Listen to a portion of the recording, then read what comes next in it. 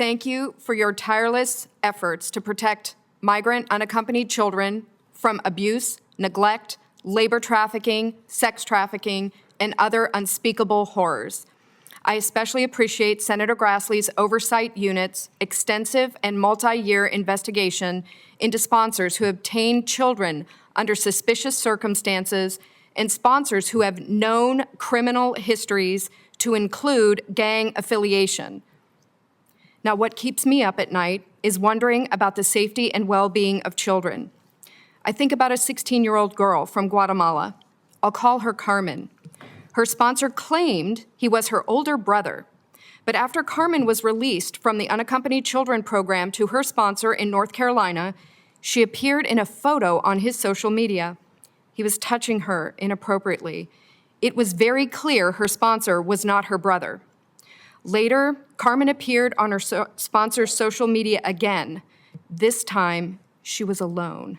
She was all dolled up, her hair was styled, her makeup was done, and her shirt was unbuttoned. The ORR federal field specialist said Carmen looked drugged and that she was for sale.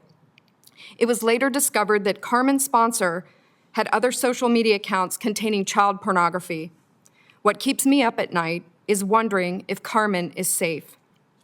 I think about a 13-year-old girl from El Salvador. I'll call her Maria. Maria was released from the Unaccompanied Children program to a sponsor in Ohio with confirmed MS-13 gang affiliation. It is unthinkable that the United States government would release a child to a sponsor associated with the gang.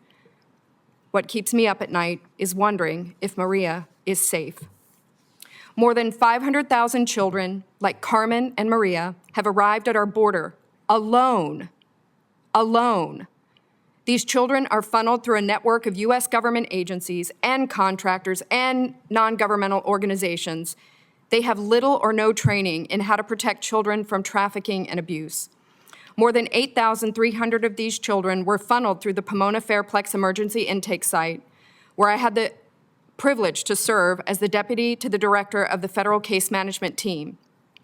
I can tell you, if I had not seen with my own eyes these children, I could not believe that a federal government agency is using billions of taxpayer dollars to place vulnerable migrant children into the hands of sponsors with criminal history, gang affiliation, to whom many are not even their parents.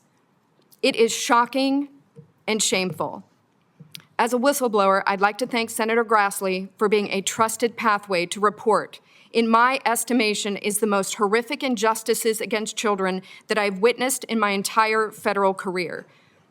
It's important to note that when I reported the MS-13 case and provided evidence that other MS-13 and 18th Street gang members were sponsoring children, ORR retaliated against me.